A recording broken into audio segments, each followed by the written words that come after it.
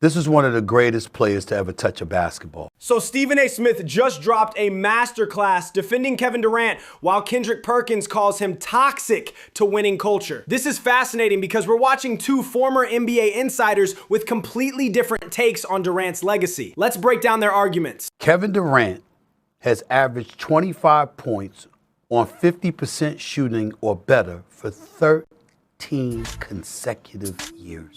That 13-year streak is unprecedented in modern basketball. Only 3 players have maintained 25 points on 50% shooting for a decade or more: Durant, LeBron, and Kareem. The statistical argument for Durant's greatness is bulletproof, which makes the dysfunction narrative even more intriguing. We gonna just sit back and ignore the stuff that happened around him? Let's count back the ways. Kid Merrill, sit back, my brother. Allow me to provide this education. This is vintage Stephen A., building dramatic tension before systematically dismantling the opposition's argument. He's about to walk through every Durant situation chronologically, and when he does this methodical breakdown, it usually means he's got receipts for every claim. When the man was in Oklahoma City, I'm a person who loves Russell Westbrook. I understand how erratic he has been, but he's a man's man. He's a warrior. He's a high-end competitor. Don't back down from nothing. He's a future Hall of Famer. Mad love for him and what he does in the community. Oh, my God. The brother is special, okay? But we all know what Kevin Durant had to deal with him as a point guard in Oklahoma City. Brilliant rhetorical move here. By praising Westbrook's character and toughness, the argument actually highlights Durant's challenge. He couldn't make it work with a future Hall of Famer who was completely committed to winning. That partnership should have dominated the West for years. The Splash Brothers are in Golden State, and everybody and their mother knew they weren't beating LeBron with Kyrie and Kevin Love unless they had Kevin Durant. Exactly right. Golden State won 73 games without Durant and nearly beat LeBron's Cavaliers. Durant didn't create a dynasty. He joined the most talented roster ever assembled. The Warriors needed Durant specifically to beat LeBron, not to become champions generally. So Kevin Durant delivers back-to-back titles and would have three-peated. They'd have swept Toronto and Kawhi Leonard if it wasn't for KD tearing the Achilles, okay? The Golden State success validates Durant's talent, but also proves he thrives in established winning cultures. Those back-to-back finals MVPs came with Curry, Thompson, and Green already setting the organizational foundation. Durant elevated them, but didn't transform them. He goes to Brooklyn. What's his crime? The fact that his damn shoes were a size 13 instead of a 12 and a half. You understand? And when he dropped 49 instead of 50 and was going against Giannis and the crew, Kyrie is out. That Brooklyn performance was genuinely heroic, dropping 49 on one leg against the eventual champions. The individual brilliance was undeniable, but it also highlighted the team chaos around him. Great players usually find ways to maximize their supporting cast. We all know I was all in Kyrie's ass like back pockets back then. I said the brother was a master at missing work or whatever. We have learned so much. I've said this to his father. I've made sure to get the message extended to him. I've said it on the national airways before. I'm going to say it again. I personally owe that man an apology because the way that I got on Kyrie Irving, good brother, bottom line, his heart's in the right place. People don't get on his mistakes. He's a good brother. And he deserved better from me. And I owe him that apology, period. Because he was more right than wrong, to be quite honest with you. This apology to Kyrie is crucial context. If Irving wasn't the problem in Brooklyn, then what caused that dysfunction? The implication is that organizational failures and injuries, not player toxicity, destroyed what should have been a championship core. KD had to deal with all of that. Come on, y'all. I know we got to go. Kid Miller, I'll give you the floor. I could say more. But there are conditions, organizational conditions, injuries, and stuff like that that got in the way. The defense actually reveals the pattern. Durant consistently faces organizational conditions and circumstances beyond his control. Compare that to LeBron dragging dysfunctional Cleveland teams to finals or Giannis transforming Milwaukee's culture. Elite leaders overcome adverse conditions. Hell no. Hell no, he's not. And look, I believe that Kevin Durant is the greatest scorer to ever touch a damn basketball. I believe that Kevin Durant, man, fix your body language, S.A. Fix your body language and hear me out. Hear me out. I believe that he still puts the ball in the basket better than majority of the NBA. But let's go facts over feelings right now, and let's keep it a buck. Perkins played with Durant for 3 seasons in Oklahoma City, including the 2012 finals run.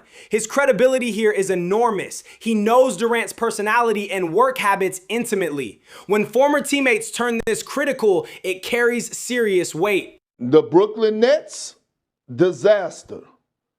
The Phoenix Suns ran through 2 or 3 coaches. 2 of them was championship caliber coaches, a disaster. What did the Phoenix Suns do this year? They made it to the postseason. They were one of the biggest surprises in the NBA. Okay, fast forward. Let's look at the Houston Rockets. The Houston Rockets last year got to the first round. This systematic evidence is damning. Brooklyn imploded, Phoenix fired championship-level coaches, and Houston regressed after acquiring him. The pattern isn't coincidental. Every recent Durant team has experienced unusual dysfunction relative to their talent level. Their chemistry is so bad to the point where people were questioning, is Ime Udoka still a good coach? Is he the coach for this team?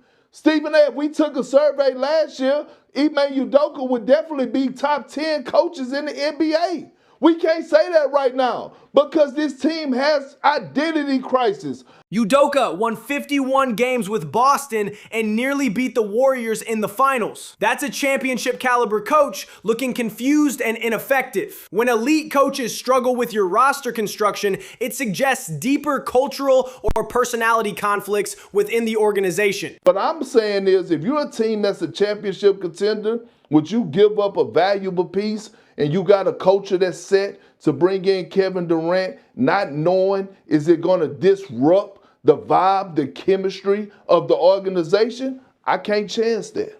This is the nuclear argument. Durant has become too risky for contenders. Teams would rather develop internal chemistry than risk disrupting established winning cultures. That's a devastating assessment of a player still producing at an elite level. He is, yes, one of the most talented players to ever touch a basketball, but he's a mercenary. He's not trying to come in there and coach up your rookie point guard. He's not trying to coach up your rookie volley scorer. He's not trying to do none of that. He's trying to just come in there, get his 30, and get up out of there. Okay, so if he finds a situation like that, money. If it's, yo, let's help build this team, and yo, help bring this guy along because he has a lot of the same skill set that you do, forget about it. It's not happening. Perfect contrast with true franchise leaders. Tim Duncan mentored young players. LeBron develops role players. Curry elevates everyone around him. Championship cultures require stars who invest in organizational growth, not just individual production. Oh, it's a must-win situation. Number one, because you don't want to keep giving the Rockets confidence because you could possibly lose the series. But number two, we saw what happened last night. SGA and Oklahoma City Thunder swept them people. They swept them. So they're at the crib resting. And the next round, that's who the Lakers, if they go on to win this series, which I think they are, that's who they're going to have to face.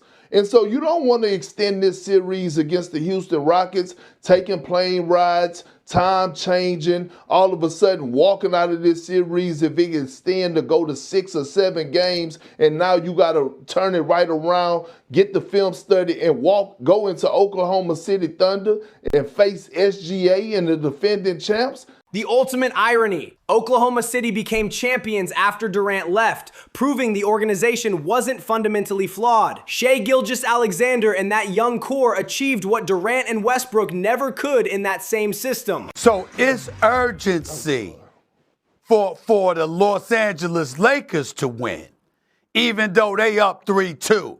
But it's not necessarily that level of urgency for Minnesota to beat Jokic and Jamal Murray with a Game 7 that would go back to Denver. Is that what you saying? Is that my understanding? Yes. I'm just saying. Yes. I'm just saying. Yes. Yes. Oh my yes. God. That yes. don't make Completely no damn two sense. Different scenarios. Yes, it do. Excuse me, it makes no sense. The Lakers could lose tonight. Okay, what game is this? Correct me if I'm wrong. Ain't that game 5? You understand? Ain't Austin Reeves potentially coming back? Ain't tomorrow. Ain't Austin Reeves potentially coming back? So if Austin Reeves is potentially coming back, right? Let's say, for example, he doesn't come back. He ain't going to come back till the next game. You lose tonight, you still go back to Houston. You understand what I'm saying? They got to win 2 in a row, and then you still get a game 7 if it came to that at Crypto.com Arena. Minnesota loses game 6. You understand, in Twin Cities, you got to go back to the Mile High City. You got to go back to Denver. And you going to tell me with a straight face, you going to tell this audience with your basketball brilliance, you going to just let it go out the window and say that there's more of an urgency for the Lakers than it is for Minnesota? You got to be crazy. You got to be crazy. This analytical breakdown showcases why Stephen A. dominates sports debate television. He's using playoff mathematics and travel logistics to expose flawed reasoning. The Denver altitude advantage in Game 7 versus Lakers home court advantage. Brilliant contextual analysis. First of all, you lying. Make up your damn mind, Big Perk. I thought you loved Oklahoma City. I thought you were the man. I thought you was giving the key to the city in Oklahoma City. I mean, we all know. I don't give a damn if LeBron James got in a hyperbaric chamber and added 10 years to his damn life. They ain't beating Oklahoma City. It's a wrap.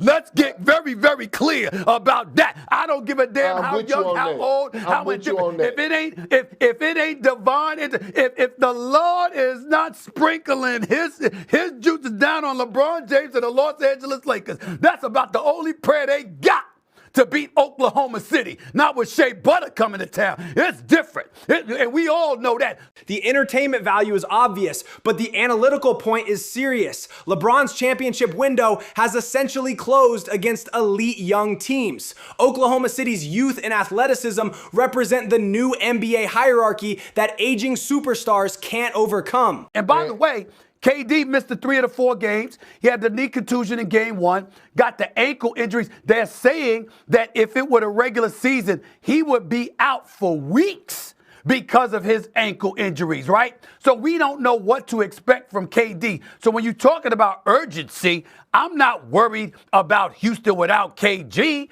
You ain't beating LA without KG. You've already showed us that. That's their situation. Durant's injury history becomes the perfect capstone argument. Championship teams need reliability in crucial moments. When your superstar misses elimination games due to chronic injuries, organizational planning becomes impossible. Age and durability matter in championship construction.